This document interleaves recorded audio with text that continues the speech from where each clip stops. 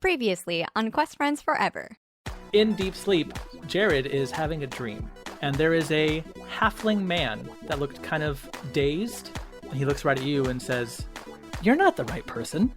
I guess you've got some of that old programming inside of you still, huh?" Old programming? What are you talking about? I saw this big metal thing there, and I thought it kind of looked like one of those warbots.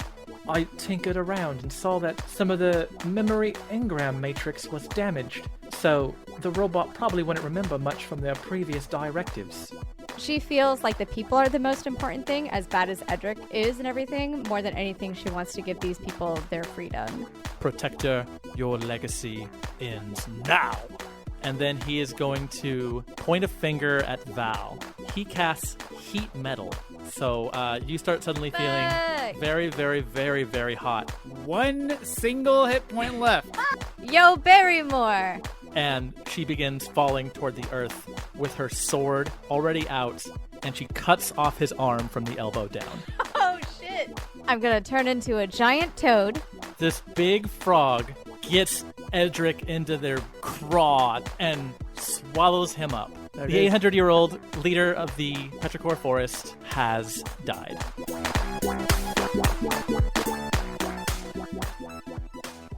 It has been 2 days since our heroes defeated Edric in the Founder Tree, which is now the Founder Plateau in the middle of Absalom in the Petrichor Forest. Their victory was well received by the people. They were generally considered heroes.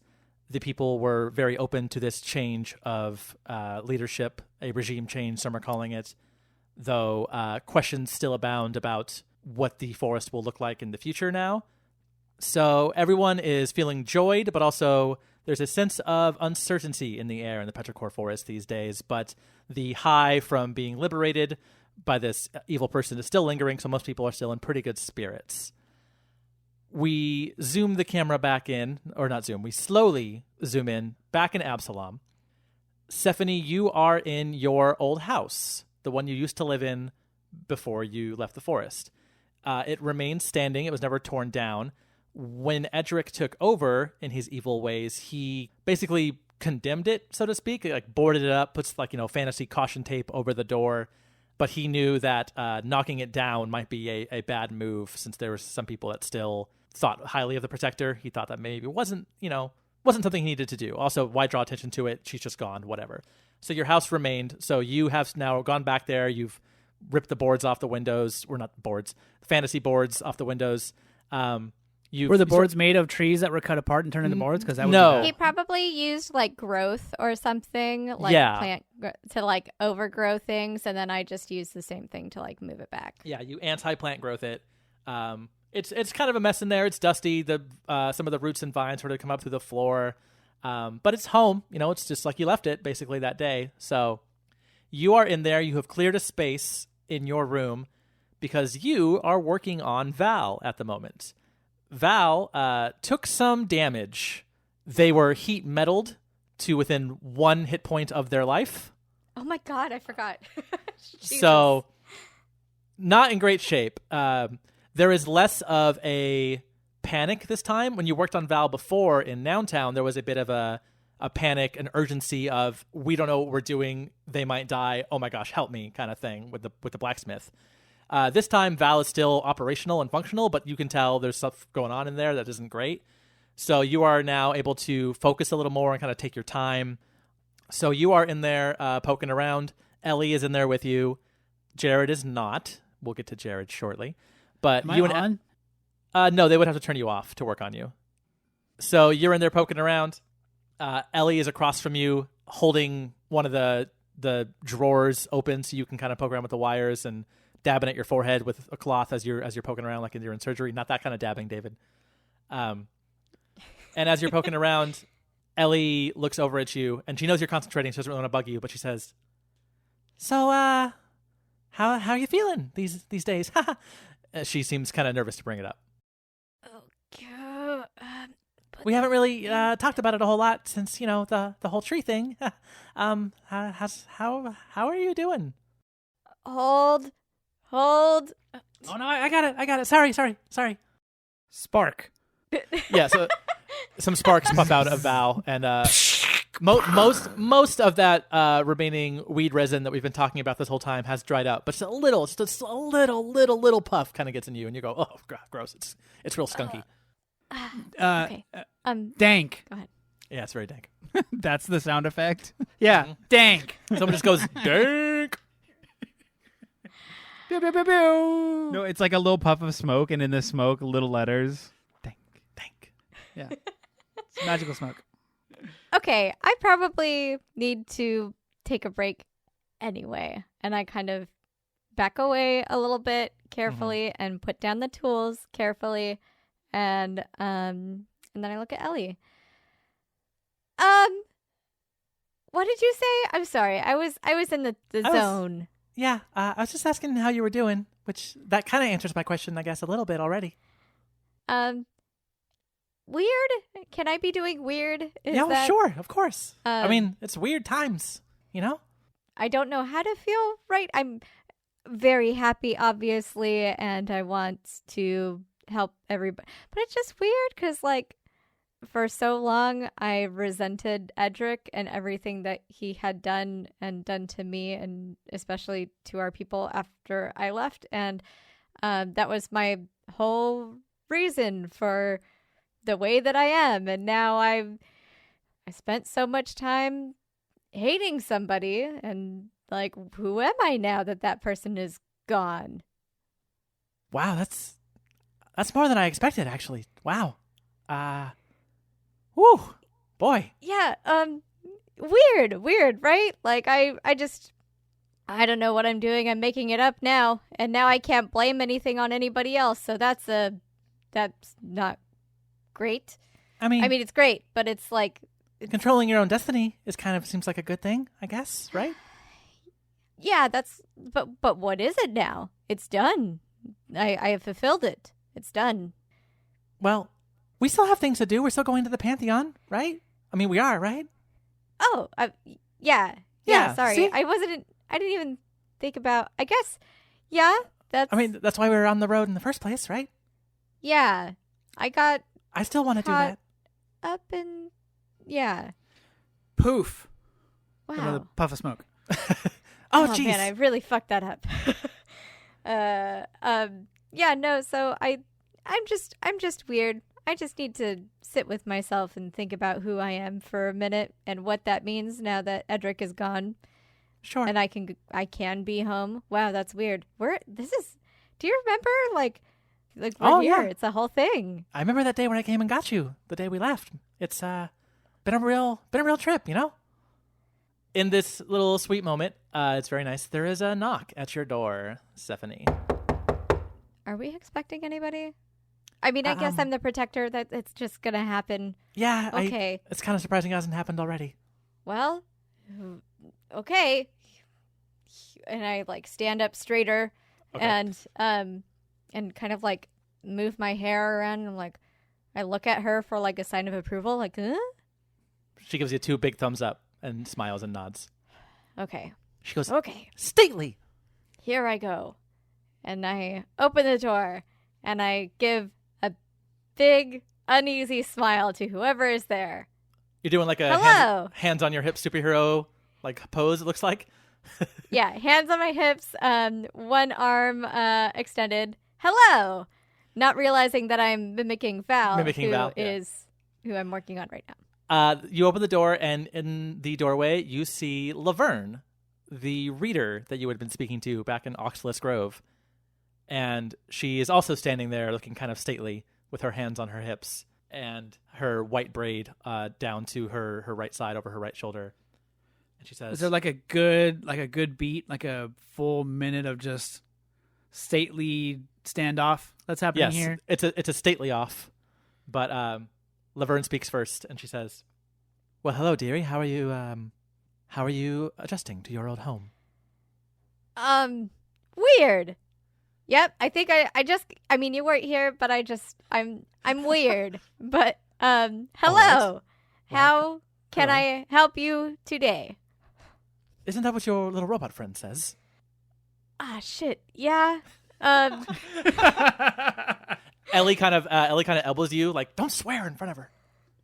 the protector. It's fine. I'm forgiven. I forgive myself. Okay. Laverne says, "Well, I wanted to come by and see how you were doing, but honestly, this is a bit of a selfish visit, I must admit. I was hoping you would come back to Oculus Grove with me. I would love to speak more about your experiences and where you are headed." Stephanie is kind of like, oh my gosh, somebody's like actually like kind of like puts her hand to their chest and like gives Ellie the like, oh my God. Okay. Like it's been a minute since like there's been somebody that's like asked her about herself other than Ellie. And rather than like, here, help us, save us, blah, blah, blah. Just like, hey, let me talk about you. Okay. Yeah. I'm doing a whole thing with a robot. You want to come in while I finish this up? Actually, I was hoping you could bring the robot along. There are many they're of us broken. that wish to speak or examine or really just get to know more about this new friend you have brought to us.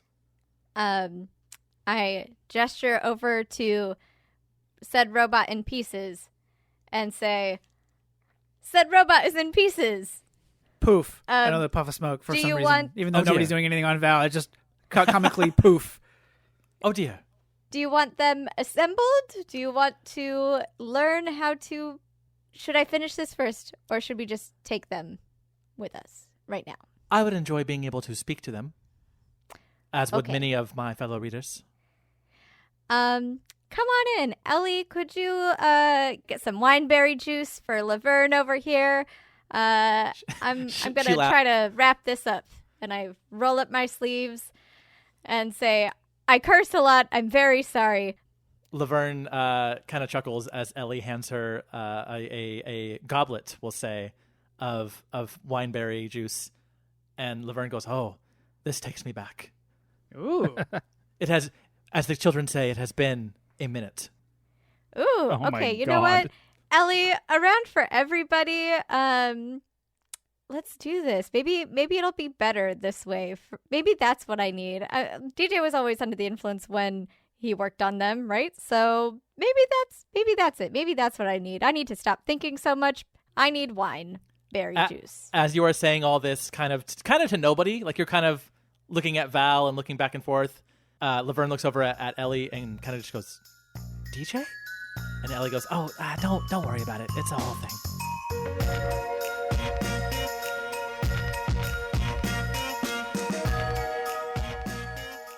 Jared, where are you? I'm in the forest. So you are Uh, not with the group. What are you no. off doing? Okay, so I had a sneaking feeling that I know where some money's at, some treasure, if you will. So I'm on a bit of a treasure hunt. Okay. So I'm thinking it's me and my short sword, and I'm just like full brown leaf safari gear situation. Like some camo, basically, yeah, but it's like made out of like dead leaves. you found in the dirty ground. Yes. So it looks like I've made it cute. It's dead leaves, but it's cute. Camouflage, but make it fashion. Yes. Okay. Thank you. And I have been at it for hours and to no avail, but I'm still determined. So you're sneaking around in kind of these less inhabited parts of the forest. Are you digging stuff up? Are you just like looking in the trees or... So it is buried, but there is a signifier that I swore I knew or I saw at one point. Mhm. And I'm looking for that signifier. How about we say that while we were in Canopy Heights, after our great friend Dran Fresher walked off, you heard whispers among the marketplace about people burying their life savings somewhere. That's a great idea.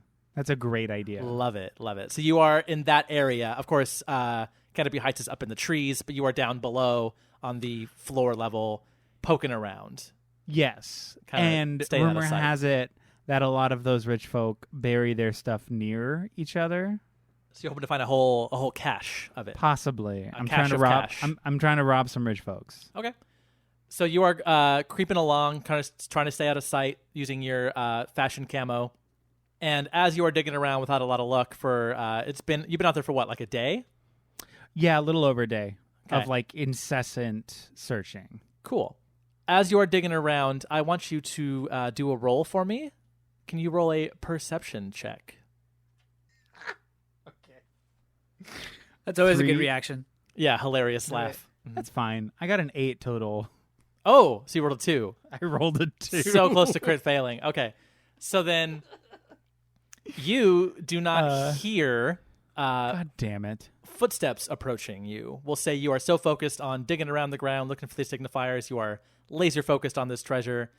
When some footsteps come from behind you that you don't hear, before you know it, there's just a whisper in your ear saying, "What are you doing?" Oh, Jesus. Who are you? It's me. And you turn around, and it is your friend Barrymore, your new friend Barrymore, who has appeared almost as if out of nowhere, but there are definitely footprints behind her. You just didn't see them coming. Okay. Oh, it's you. Yeah, what? What does that mean? Oh, nothing. Hey, how are you? Hey, what are you doing? I'm looking for rich people shit. What? I heard the rich people talking about how they bury all their stuff somewhere, and I think those- I'm going to find it and take it. Those Canopy Heights fuckers? Yes. Yeah. They always rub me the wrong way. I'm not a big fan of them. Can I help, or what's... Yes. So we're looking for a big rock. Okay. And Cool. Once you find a big rock, just start digging. Okay, it's a forest, so there's a lot of big rocks. Is there like a... And that's the problem. Oh, okay, so that's really all we got, huh? Yeah. Cool, So cool. as soon as you see something, just start digging. Okay, I guess. Let's party. And there's a nice little montage of Jared and Barrymore over the next few hours digging a lot of holes near rocks and finding literally nothing until it is later in the evening when you are taking a rest. You found a spot on the ground where there is some space among the trees and the canopy, so the moonlight is coming down enough for you to see, kind of. And Barrymore, you're kind of just chilling, and Barrymore says, "So, are you staying here in the forest, or are you guys moving on, or what's the plan?" You know, we don't have a plan. I'm assuming we're just taking some days off, which is Yeah. why I'm out here. I feel like Stephanie's gonna like reform the government and stuff, but I mean that's not really my business. I'm happy she brought me back home and stuff. I'm ready to go. So, Oh. but whatever they want to do, cool. Are you trying to like find the treasure so you can like bail on everybody, or what's? No, it's really just like, fuck those rich people. Yeah, all right, yeah, fair. That's what I want. I want to see them suffer. I don't necessarily want what they have. She thinks about this for a second, and she kind of starts nodding. She goes, "Hey, you know what? I actually like that. That was cool." Thanks. It's gonna be And- cooler when we find it. She laughs. She goes, "Well, yeah, that'd be nice. I mean, this feels like it's nice anyway, just kind of hanging out. But that'd be nice too." I mean, this is okay. Cool. Yeah, that's. She kind of laughs and she's like, "Well, I feel kind of weird after everything that happened. Like being back home, and I feel like I have some weird pent up emotions. I can't really ask anybody else here because people are like afraid of me. But would you want to like train me a little bit? I feel like I learned a lot on the road, and like you did some good stuff with like the fighting and stuff. Like, would you want to like spar or something? Just as friends. It's no big deal." She says. I mean, Oh my god, is she hitting on him?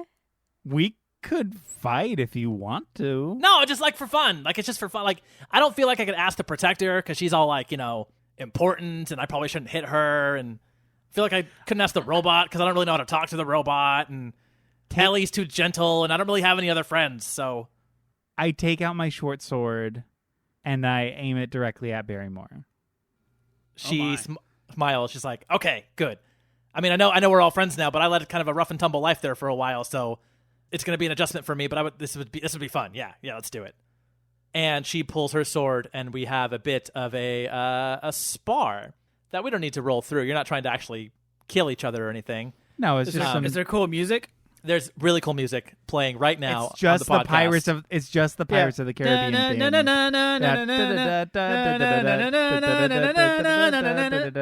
Can I say that I love that every time we say there's music playing, you guys pick copyrighted licensed music that I then have to find something similar to. No, I sing it. I sing it with my mouth, so it's fair use. We were also very flat, so it's not going to count. Okay, cool. So they won't catch the filters. There's no way that's going to count. Good luck with that content ID. Yeah. So we have a nice little spar moment, and Barrymore gets the upper hand for a second. And in this little spar, we end up with one of those cool moments in movies where her sword tip is like pointing right at your throat, and you both freeze.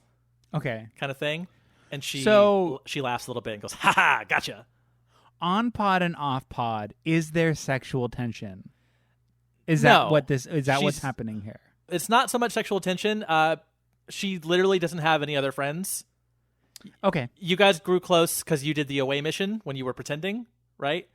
She also, again, used to lead a life of crime for the last couple of years. So since you are a bit of a shadier character, she feels more drawn to you than she would be to Stephanie or Ellie or Gotcha. Val. Okay, cool. It's not awkward flirting. It's awkward friendship. She doesn't really know how to do this. Oh, okay. Sorry if I gave off that vibe.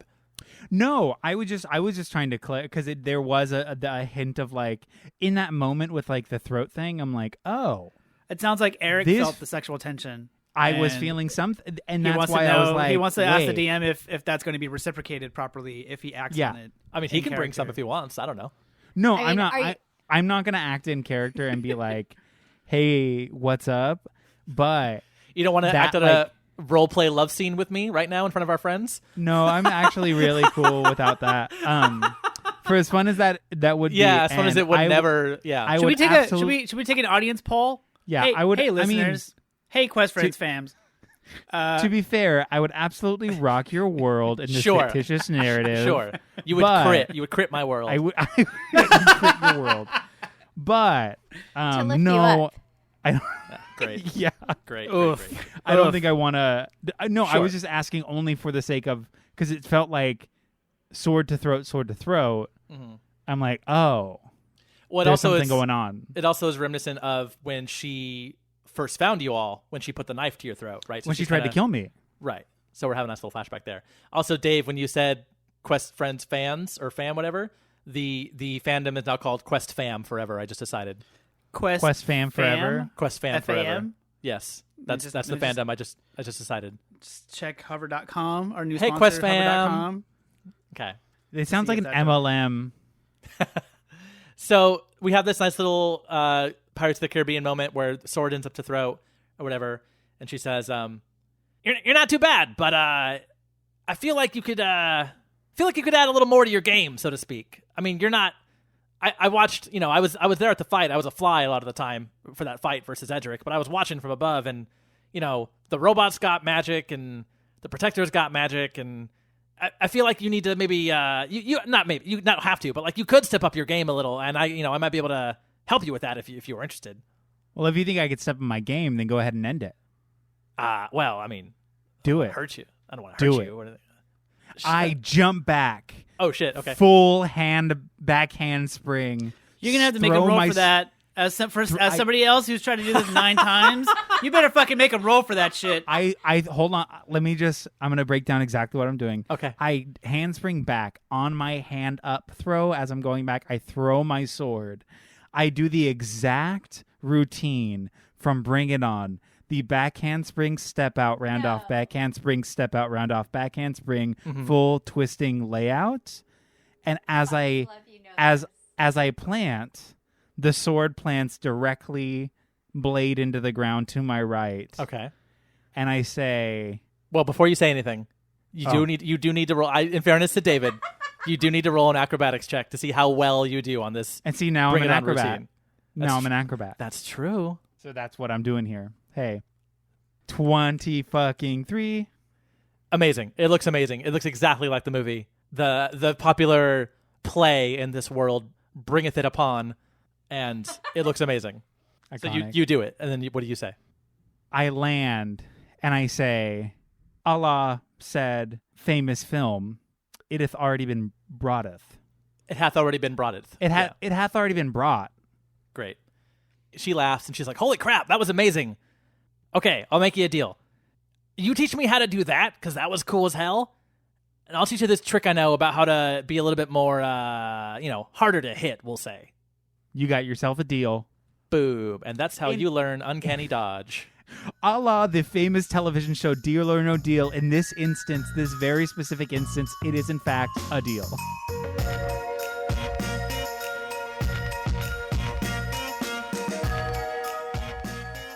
We fade back later that same night to Oxalis Grove, the home of the readers, where Stephanie, Ellie, and a now reassembled Val. Welcome, Val. Hello. Thank you. Before you start, I dropped in a screenshot into the chat. It's a screenshot of a hover.com page that says questfamforever.com is available for $14. Great. Iconic. It's on sale. Well, I can't start my own fan site. Somebody has to start it for us. So, hey, Quest fam, it's only $14. Get on it. So, Stephanie, Ellie, and a newly reassembled Val who took a little while to work on, a little while longer. Stephanie, as you went through DJ's journal, there were a couple things in there in the journal where he was talking not only about how to repair Val, but some ideas he had of things he wanted to do in the future, nothing he had done yet, which you kind of marked off in your mind. You didn't really try anything new this time, but you're thinking of some things you might want to do to Val moving forward, perhaps with their consent. More speakers. Sure, maybe that's what they would consent to. need the highs. I got the sub. Now I need the tweeters. Yeah, tweeter. That's also Wait, also our tweeters? fan. Our fandom's also called thing, tweeters. huh? Yeah.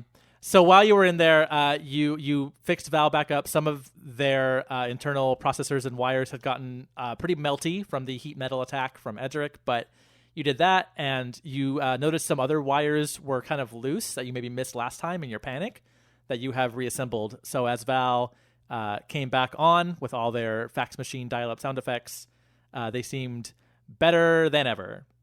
Thank you for your assistance. You've been a great help. The three of you are now walking into Oxalis Grove later that night to speak with Laverne and the readers at her request. Laverne had left after a glass or two of wineberry juice. How fun was she? She said, "Oh, fam, I'm feeling it." And Hell she yeah. said, "I need to go home a little bit early to lie down, to get my wits about me again. But I shall see you at the Grove," she said. Do you need help getting home? No, I've lived in this forest for my whole life. This is fun. We should do this again.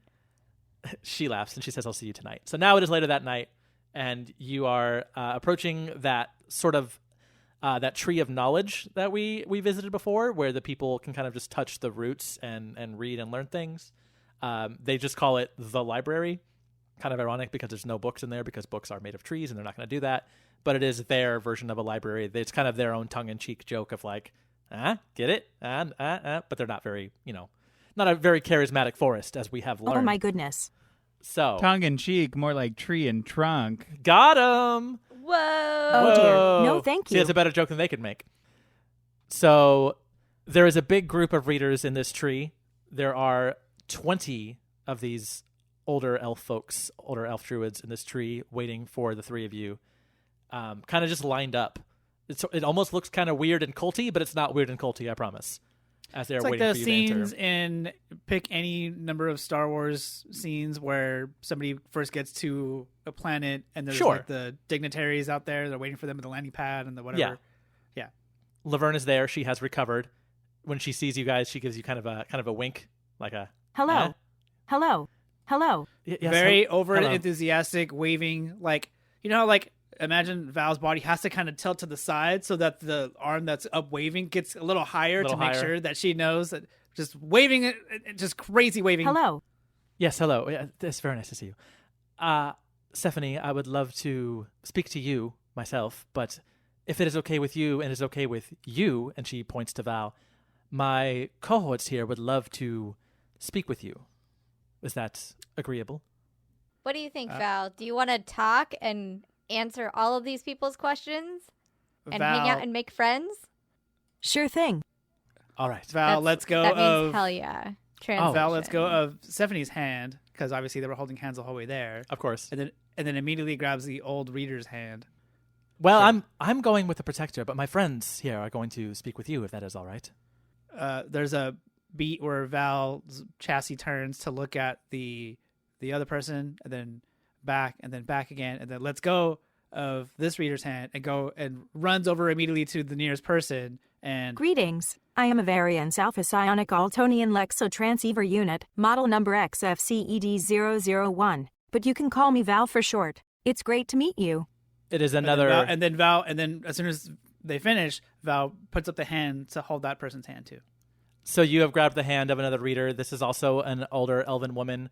Her hair is gray instead of white, but it's very, very curly on top of her head. She's got a big curly gray locks. And this elf with the curly hair says, Well, hey there. My name is Seaver. You wanna come with me and my friends? Sure thing. All right, great. Let's go. And Val, they lead you over to a corner of the Have library. fun.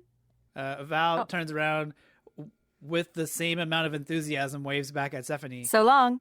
So Seaver leads you over to a corner of this library. Ellie and Stephanie, you go with Laverne to a different corner, but we will get to you shortly because I can only do one scene at a time.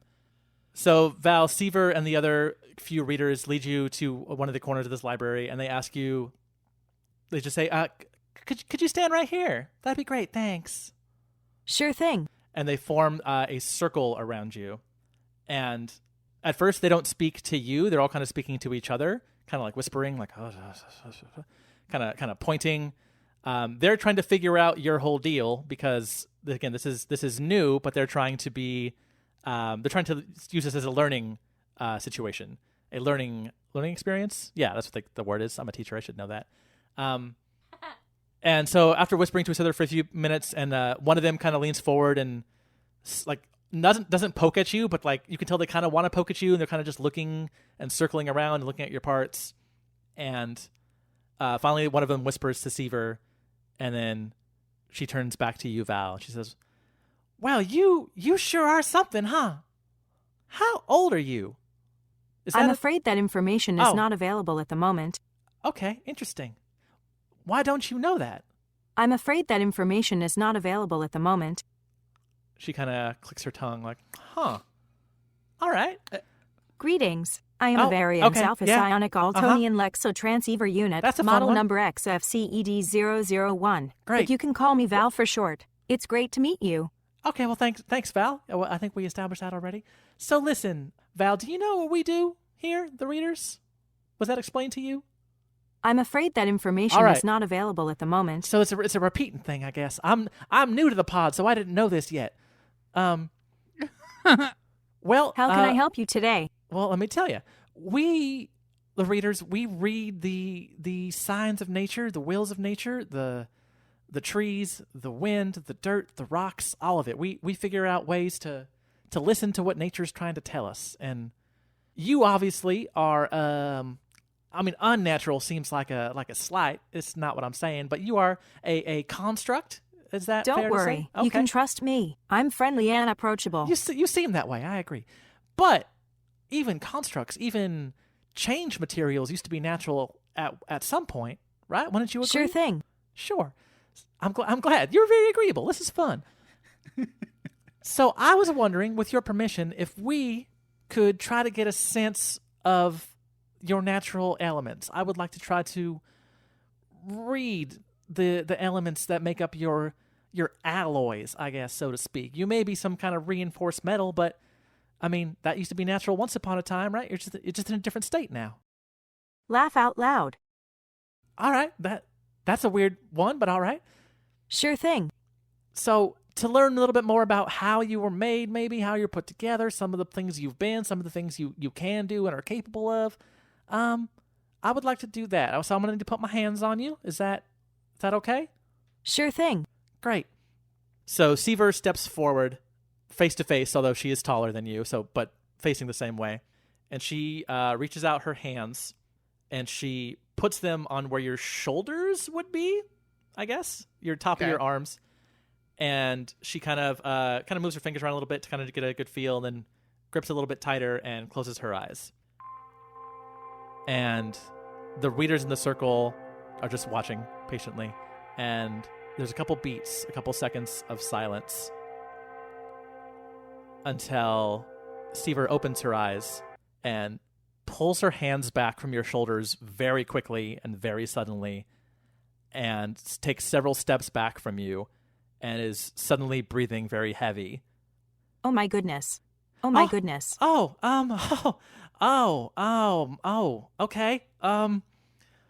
Oh, wow.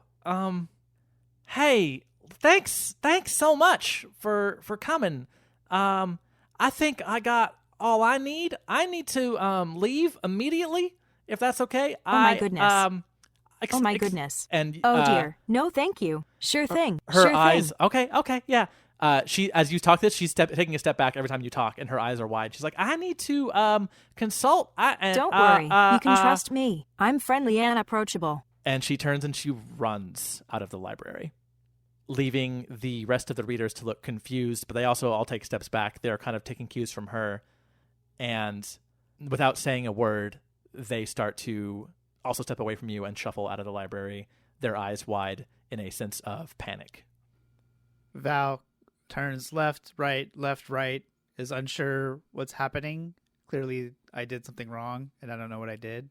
As a last-ditch effort to sort of get people to be interested and friendly with me again, I say, don't worry. You can trust me. I'm friendly and approachable.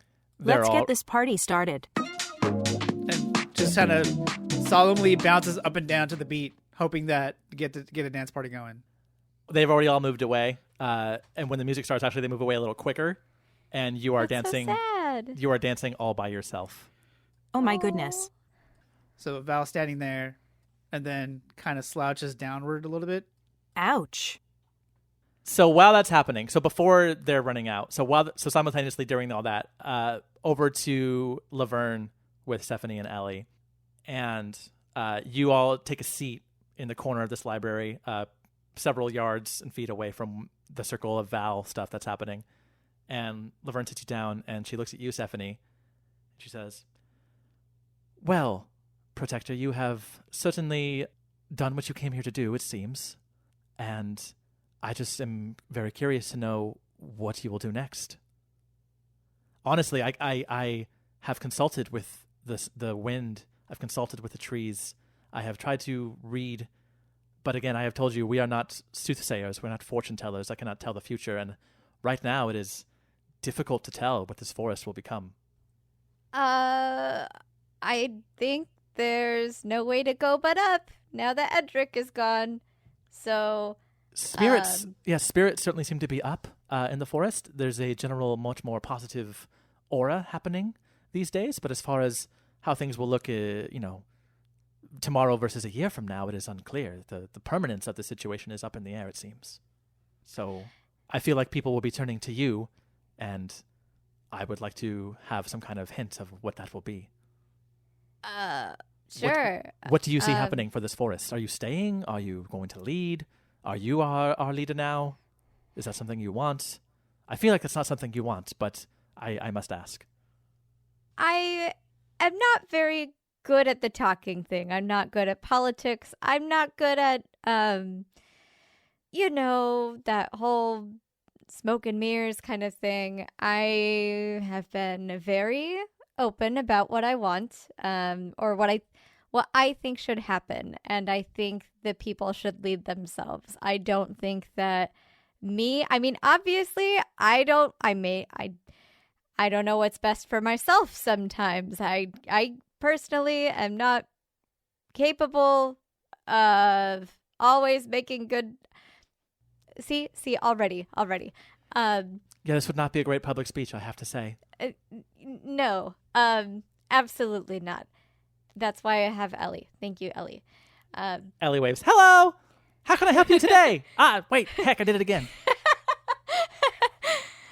But I will be here to support for a few days to make sure that there is a form of government, but I do think that the people should lead themselves, that I can't tell anybody what's right. I mean, clearly I left. I know that it was wrong, one, for me to leave, and two, for Edric to be where he was. And equality, we should just, that's a thing. Like, She nods. Equality, yes. You had mentioned that before about the people leading themselves. Also, something that I do think needs to happen. I think you all need to take a little bit more of an active role in, if you see something, say something.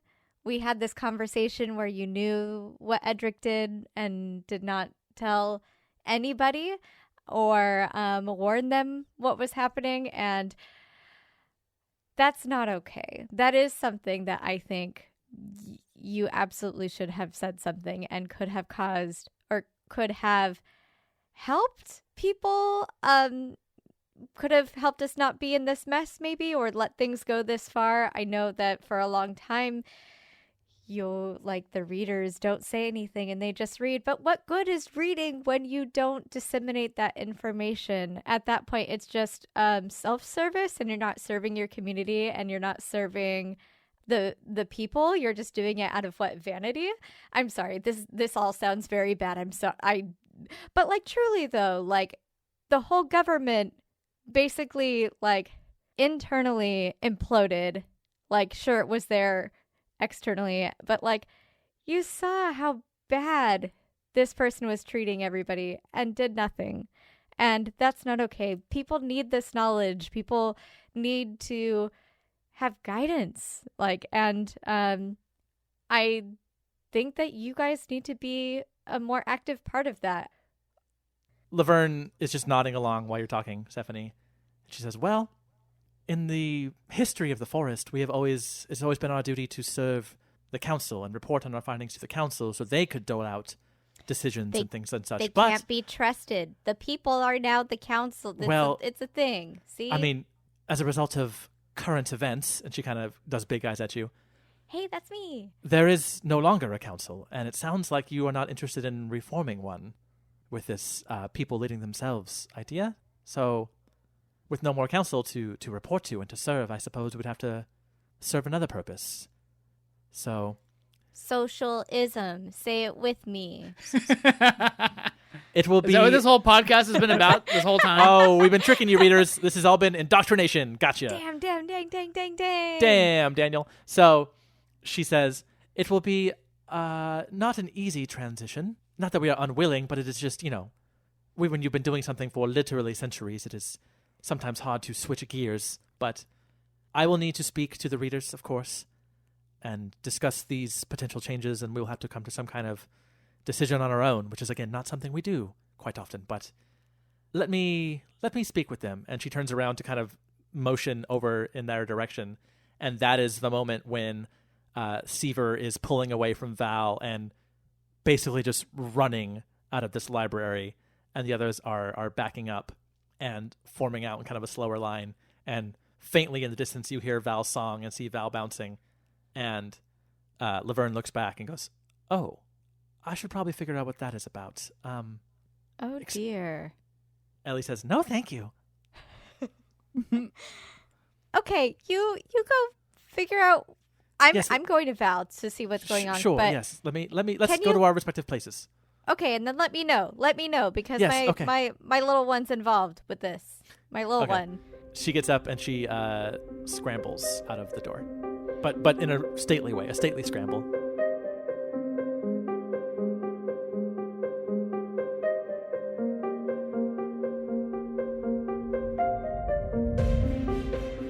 Ladies and gentlemen, it is my distinct pleasure to welcome you to the mid-episode hello of Quest Friends Forever, episode 18. My name is Danny, I am your Dungeon Master, and I'm here to tell you a few things really quickly before we get back to it, so here we go. First, I want to talk to you about the Nostalgia Network. It is the podcast network that we're on and we run, and it's at www.thenostalgianetwork.com, where you can find our show and other shows like the Lousy Advice Podcast, where Eric Lefebvre, who you know as Jared from our show, and his band Lousy Advice talk about music and make lists and diss on bands and all kinds of fun stuff. They are currently in a hiatus after their first season wrapped up, but they are preparing for season 2 as we speak. I know because I was there when they were talking about it. No big deal. I have my finger on the pulse of this community. So that'll be cool. You can also find the Nostalgia Podcast over there at the Nostalgia Network. That's where Eric and Jessica Tercero, a.k.a. Stephanie, talk about movies and remakes and sequels and stuff, and just really tear them apart if they suck, or, give them their due if they're good. That's a fun podcast as well. There is also another podcast coming soon to our network, should debut sometime in October, starring some of the Quest Friends crew, who will be talking about a beloved television show. I don't want to give away too much. It's not like a super secret, but just they haven't announced it yet. But we'll talk about that here in this break when it is official, so keep an eye out. Also, hey, we're on social media. You should follow us. We're on things like Instagram, at Quest Friends Forever. We're on things like Twitter. We're on things like TikTok. The TikTok hasn't been updated for a minute because I don't really know how to do it, and I'm in charge of it for some reason. But, it could be, so you might as well give it a follow.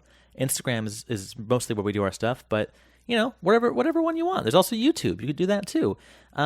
We all hung out again recently in person very safely. We're all vaxxed, and we all, we're safe about it. But we went and had a beach day recently, and it was very fun. Put up some cool pictures from that on our Instagram. You'll probably want to go check those out.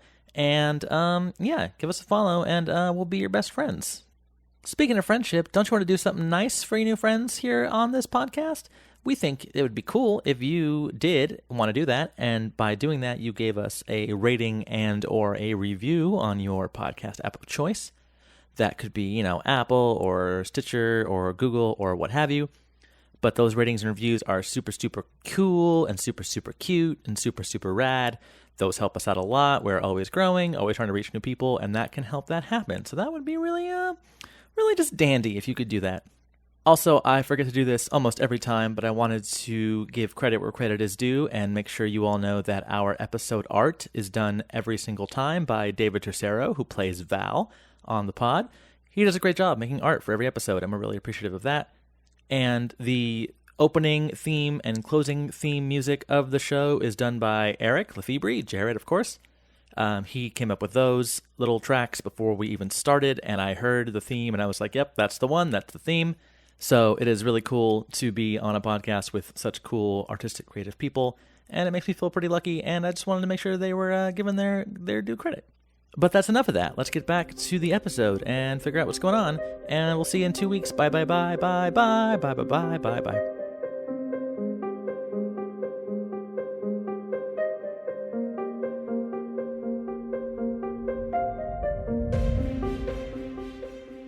We cut back to Jared in the forest.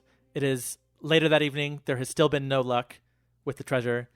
You have done a few rigorous hours of training with Barrymore. She has shown you some of her tricks about how to be harder to hit. You have shown her some sweet cartwheels and flips that she is certainly into. But all of that work has worn you out. And boy, are you sleepy. Boy, am I sleepy. And I'm glad you agree with the narrator. You drift off. You make a small little impromptu bed for yourself out of some leaves and some palms you find, and you drift off under a nice little tree here in the dark. Oh, fuck yeah, and here come the dreams. Wouldn't you know it? Wouldn't you know it? You have a dream, Jared. Oh, fuck yeah. Part 4, fuck me up.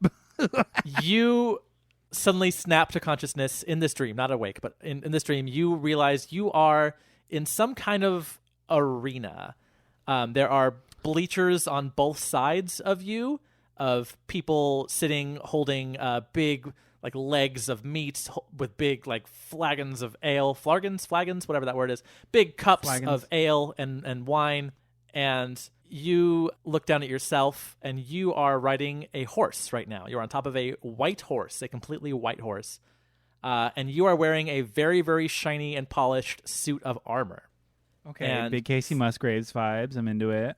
So you look through the slits in your mask at the people in the stands, and you recognize these people, Jared. The people in the stands are a hodgepodge mix of the citizens of the Petrichor Forest, people you recognize are in the stands, as well as the citizens of Nountown, other people you recognize. And a few citizens of Remedy are also here in the stands, all cheering you on. Not a care in the world. You see Dran Fresher in there. You see Sari Jeinfeld. You see Cadillac Margarita. You see Dr. Pizza. The 3 teenage girls are there, Zabornak, Devereaux, and the third Golden Girl's last name. I don't remember that one, sorry. Yeah, B. Arthur is there. you recognize Jolliver and Mabel from Nountown just go into town on some big legs of chicken. All the people you recognize, everyone you've met a lot of this journey are in the stands here. And as you are looking at these people, you hear a bugle play through the air. Whatever, right? That's a Star Wars Is that the song, Nickelodeon? Oh. Yeah. And people start cheering loudly because this bugle has announced your arrival. And you look across this arena, this dirt arena you are in, and there's like one long like rail going down the middle of this. Okay. And at the other end of the arena, there is another person on a horse. This is a large figure, larger than a normal human man would be, kind of a big, bulky figure, wearing a suit of completely matte black armor, riding a matte black horse. This guy is, as we say, murdered out. And do we say that? That's what Dave says. Dave says things that are all matte black are murdered out. Yeah, thanks. Okay. And his black horse, when it exhales, breathes fire from its nose. Okay, Sleepy Hollow obsessed. Much to the delight of the crowd. And as you are looking on the scene, some kind of squire runs up to you and goes, "Your lance, my lord," and hands you a big lance because you are about to have a jousting match with this murdered out knight. Fuck me up. I'm about to win. And you get all hooked up, and the squire leads your horse to the starting point. And as you are getting ready to roll, you look up, and there is a raised stage like up above these bleachers. And on this big raised stage, there is an old, frail-looking man wearing a very, very fancy robe, and a very fancy crown filled with gemstones and diamonds. It is a king's crown. This is the king of whatever situation you're in. And sitting to his right in a similar but smaller throne is a figure wearing a golden cloak that covers their whole body from the neck down, and they have a black veil over their face to keep their identity hidden. And the king stands up and walks slowly to the edge of the stage, and he raises his right hand, causing the crowd to fall immediately silent. And in an old voice, he says, "Welcome to the final jousting match of the tournament. The winner here shall not only earn glory and the title of champion, but they shall also become affianced to my beloved child." And he motions back toward the figure in the golden robe, who raises a hand covered by a black glove and waves regally to the crowd. "Best of luck to our competitors, gentlemen. On the count of 3, you will give it your all." And crowd roars at this, and the knight in the murdered out knight, his horse does a cool thing where it pulls back on its back legs and goes "Brrr!" and shoots fire. Crowd loves it. Ghost Rider wheelie. And he gets in position. You get in position. The king counts 1, 2, 3. What do you do, Jared? Well, I did a spot-on horse neigh, so jot that down. I got that in the records. Okay, I have it in my notes here. First and It's good. foremost, iconic. DM was going to have to find a horse neigh soundbite Yeah. from Now stocksounds.com, but I can leave it in. Do that anymore. It's got Here one we go. take. One take is Look perfect. at me. So what do? I participate, right? You're charging in? I'm charging. He's like the murdered out horse has already. Have they started charging? Right at 3, they start charging. Yeah, they're going. Okay, so now we're going. I'm running towards them. Cool. In that case, go ahead and roll an attack as you approach him. You're never gonna believe it. Is it a 1 or a 20? It's a 20. Amazing.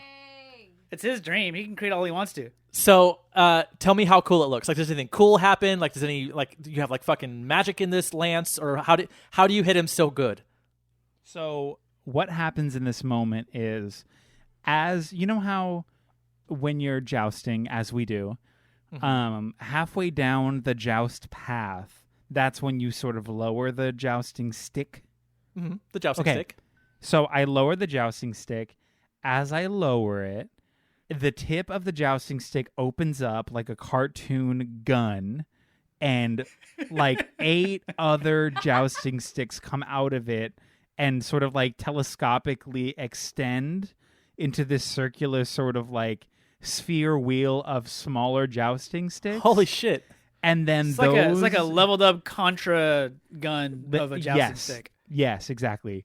And then those jousting sticks, after they've telescopically extended as far as they can, each one of the 8 in the circle extend a spike, a titanium spike. Hell yes. Okay. And through the center. Hold on. Hold. Oh, okay. Yeah, please. I crit, so I'm about to fucking rock. Crit his ass. And so how these 8 are like extending in the circle, in the center of the main jousting stick, a larger titanium spike extends all the way through and past the smaller spikes. So now I am wielding a sort of meat hammer jousting stick of spikes. Like a pinwheel, but of spikes that can kill you. Yeah, Okay. just casually. Yeah. A casual spike pinwheel of death. Yeah. Yeah. It looks amazing. It looks cooler than these people in this audience have ever seen. And you can tell even as you do this, you can tell you can't see his face the other murdered out night, but he kind of leans back on his horse like as if he was saying, "Holy shit." But he does not holy shit in time as your just dozens of spikes, however many you said, obliterate this dude. They connect with his face, his neck, his chest, his arms, his shoulders, his torso, his belly, and they hit him with great ferocity. And to your surprise, or maybe not, he instantly explodes into a shower of gold coins that shoot into the air and rain back down onto the course, the joust course, where his body would have fell. His horse also crumbles to the ground and is now there's a like a chalk outline of a horse, but it's all gold. Like what if a horse turned to gold kind of thing. So big Scott Pilgrim vibes. Big Scott Pilgrim vibes. Thank you. Yes, exactly. The crowd goes absolutely nuts. They love it. It is fantastic and amazing. You circle a few times in your glory, I imagine. You do the cool back neigh thing. Oh, yeah. Yeah. The neigh thing, my horse is doing that little front limp-wristed trot where the leg kicks out. Like the equestrian trot. Yeah, the fancy like in the Olympics. He's like Heath Ledger in Knight's Tale. Literally that. Oh, okay. Incredible. The horse has the vibe of like every kick is a reminder that I'm rich, you're poor. I'm rich, you're poor. The whole time it's doing that little trot. Elitist like, horse. Boom, boom, boom. Yeah, An you know elitist how horse. most horses feel in general. That they know they're better than you. Oh yeah, and that little limp-wristed trot just icing on the cake It's of a that Clydesdale classism. thing. You wouldn't understand. So crowd loves it, eats it up. The king stands up on his stage, and he goes, "We have a champion." And he walks back, and he to the robed figure, the veiled robed figure that you can't see, picks them up from under their arms, walks back to the front of the stage, and then throws this person off the stage toward you and at you. Okay, I love this absolute madness. Thankfully, the Dream King has dream strength and launches this person all the way down to you in a perfect arc. You don't even need to roll to catch it. The throw is so good. You're on such a high from the previous crit. You have lasting crit effects for this instance. Residual crit. Fuck me up. And you catch this veiled figure in your arms, sort of holding them like a baby, I guess, or like maybe like a big 3-foot-long sandwich. Okay. Yeah, I can get behind that. The two things people hold: babies and sandwiches. Babies and sandwiches. Yeah. Wait, is this how we're going to introduce our Subway sponsorship to the podcast? And then you eat fresh. It's actually Subway canceled. It's now Quizno subs. Yeah, because I mean, they toast their sandwiches anyway, so. You're now holding this figure. What do you do? We have to hold on. We have to do an integrated ad read, but it's so we have to integrate the Quizno sub hamsters into the narrative of the podcast. Jesus. We love the moon. Don't mind me while I'm Googling what their catchphrase thing is for Quiznos currently. Tasty. I don't know. Like, eat our meat or something like aggressive. Oh, that's Arby's. Yeah. That's Arby's. Yeah, it's Arby's. Arby's is like, taste our fucking meat. Yeah, eat it. Have you seen Veggies, fuck you. Heart attack. Go. Yeah. Eric, did you see the Arby's fashion sweatpants? We can't. We can't. We can't. Oh, We yeah. can't. Yeah. You catch the Wear figure. those with my Hidden Valley Ranch Crocs. Oh my God! Your outfit would be food. It'd be what's your fashion sense? Dinner. Yeah, hunger. I'm serving hunger tonight. Oh, you're hungry for looks? I'm serving actual ranch. I'm serving actual hunger. You catch the veiled figure. What do you do? Is the veil still over the figure's face? Yeah, completely Okay. veiled. Completely veiled. Since my arms are preoccupied, in a gallant, heavy breathe in, like a strong storm wind cloud, I blow the veil, like cartoonishly big, like Amazing. and I blow the veil off to reveal the figure. Wouldn't you know it? It's the halfling that you've been seeing a whole bunch of times. Isn't that what a twist? What a twist. It is the same tired-looking halfling, of course, though he looks even more tired than before. His face is kind of getting really sallow, like looks like he's not sleeping, looks like he's not eating. He's pretty pale. He looks worse than the last time you dream encountered him about a week ago. And as you fucking huff and puff and blow his veil off, he looks at you and he says, "Where have you been? I haven't been able to reach you for days." I've been here. Why are you here? I've been trying to reach you this whole time, man. My car's warranty is just fine. You don't need to come in here and start fucking this shit up. What do you want? He considers this and he kind of shakes his head and he goes, "You're different than I remember here in this place, wherever this place is." And he breathes and he goes, "Wait, oh, that's probably why I didn't recognize you the first time I found you. Oh, of course, duh." And he hits himself on the head and then he kind of realizes that hurt because he's not in a good place. He goes, ow. So are you going to come back? Come back where? Come on. You're the only one that can stop the Landgrave. She wields her weapon against... I'm sorry. The what? You know, the Landgrave. She wields her weapon against the cities. No one can stop her. All resistance is eradicated with ease. You have to come back and save us, please. Where? Home. Where's and as home?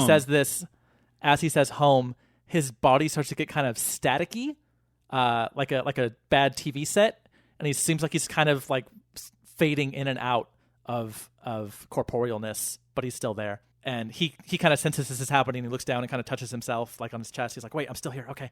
But listen, I can figure out a way to open the passage again. I know I can, but I need to give it all of my energy. I don't know if I can reach out like this anymore in this way. We need to meet in person. Can we do that?" Yes. Where? When and where? He kind of looks side to side and he goes, "I don't know where I am right now. Everything in this place seems unfamiliar and it's hard to get my bearings, but I know I've been traveling south and, I know." And as he kind of snaps his fingers, his voice now starts to get kind of staticky, like he's on a bad phone connection, fantasy phone connection. As this also happens, the people in the stands, you notice, are starting to literally melt like they were made of wax. "Oh, that's right. I overheard some travelers talking about their destination. They said it was a few days away and said it was called the Pantheon. The Pantheon. Can you go there? Do you know where that is?" The Pantheon. "I can go there and I can..." And in that instant, everything in this scene is gone. The halfling is gone. The arena is gone. The sky above your head is gone. The ground beneath your feet and your horse are gone. You are standing in a completely white void for about 3 seconds, completely alone, completely devoid of sound. And then you wake up in real life. I have to go to the Pantheon. The Pantheon.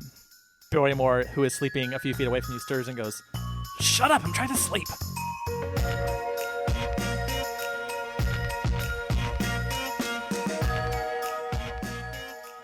We are back at the library, and it's been a few minutes since all the readers went outside. I assume the three of you have regrouped: Ellie, Stephanie, and Val. Laverne comes back in, and she says, "Sorry, I didn't mean to keep you waiting." Haha. And seems a little nervous, more nervous than you've seen her. Protector, I was wondering if I could speak with you outside alone. I look at Val and Ellie. I'll be right back. You okay, little one? Sure Val thing. doesn't- Oh, Val not me. Yeah, sorry. Val doesn't really say anything, but the green color of the glass dome turns orange, and then and then the chassis of Val just kind of sinks a little bit. Stephanie looks at Val and is just like, hold on. And rummages through their bag and pulls out the doll that has Chucklebuck? the same, not the Chucklebuck, The doll you one won in that- episode 1? the doll I won in episode 1 that had the same face. Here, can you hold on to this for me? Val reaches up to grab the doll, and then holds the doll, and then the glass dome very slowly turns from orange to green. I'll be right back and I'll tell you everything. Sure thing. So Laverne leads you outside. What's going on? She walks you kind of down the street a few feet away from the library. And she says, "How well do you know your robot friend?" Super well. We've been together on this journey for a couple of weeks. They're really kind, really sweet, unless somebody's like trying to hurt me or them or my friends. They could be, protective, but I mean, also, hi, yeah, that's what you want in friends, right? So yeah, no, I know them. They're fine. They're great. Why? So you said just a few weeks then.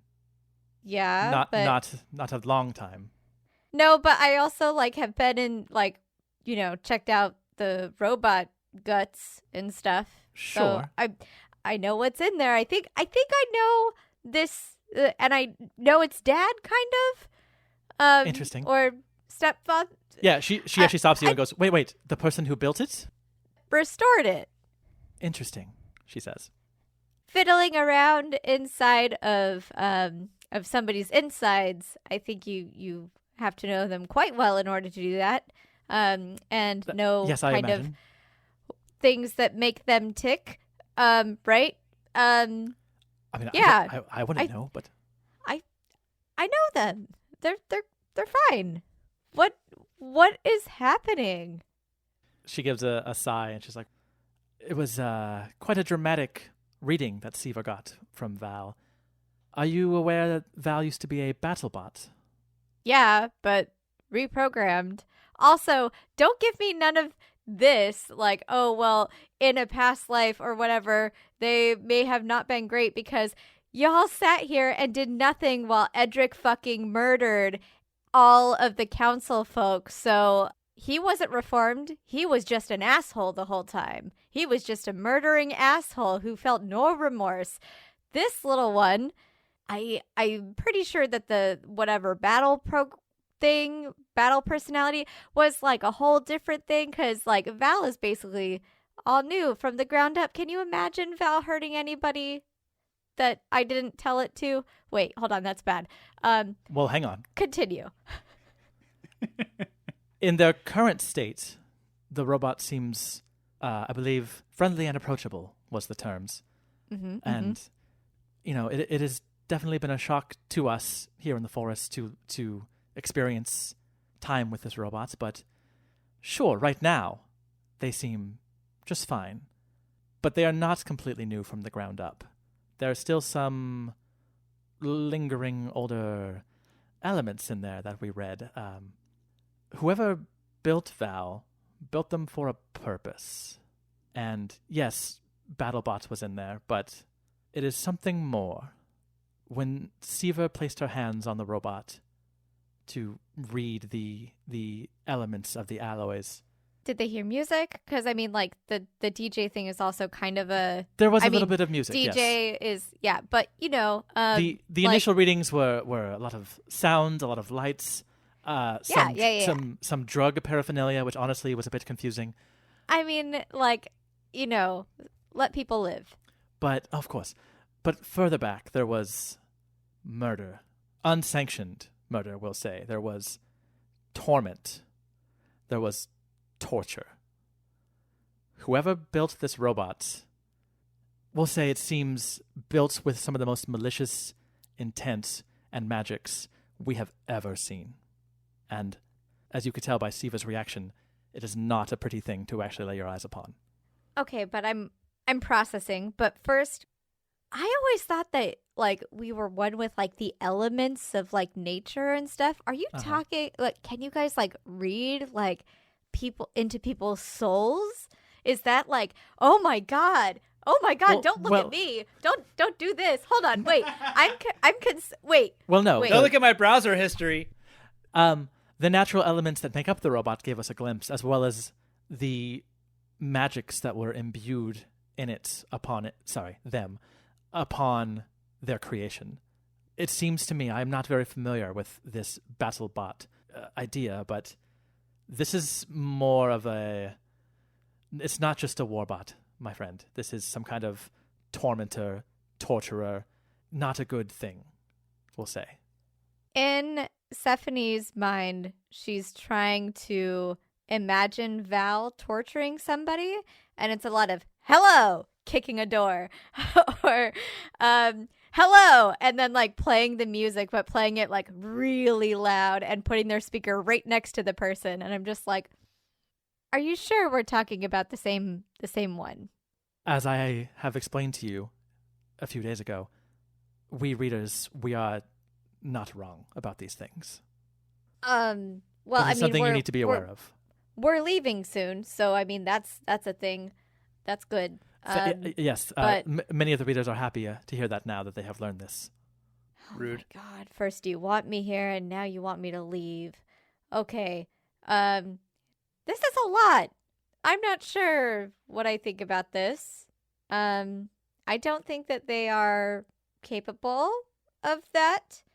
Maybe they once were, but I don't think they are now.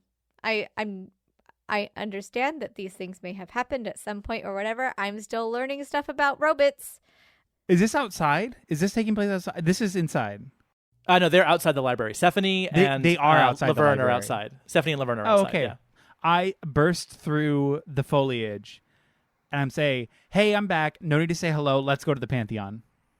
Where the fuck have you been? What is you are telling you and now Okay, A, it's a journey. A, life is a journey. B, I had a dream. C, we should go to the Pantheon. I'm having a crisis. I mean, at least I have a direction. At least, I mean, in life after this. Is Jared also like fully just like super gross mud everywhere? Pretty dirty. Hasn't showered in a while. Yeah, pretty dirty. Been in the digging shower. holes in the ground for days. I'm on end. manic. I am absolutely unhinged running Loose into this twigs scene. in his hair. Just left Barrymore.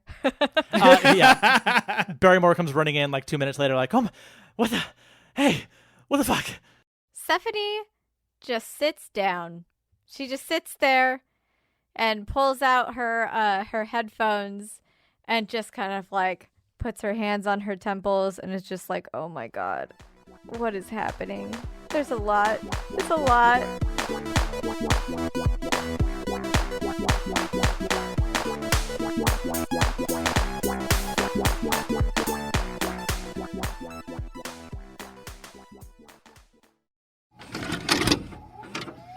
This podcast has been brought to you by the Nostalgia Network. Visit thenostalgianetwork.com for more. Hey everybody, I'm Eric. I'm Shelby. I'm Jake.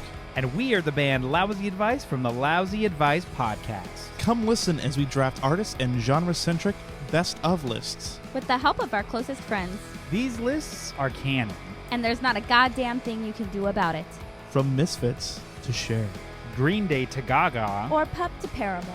Listen to the Lousy Advice Podcast now, or else. Stream us on Spotify, Apple Podcasts, the Nostalgia Network, or wherever you get your podcasts. And don't forget that we are the band Lousy Advice, and this is our podcast, the Lousy Advice Podcast. The Lousy Advice Podcast? The Lousy Advice Podcast.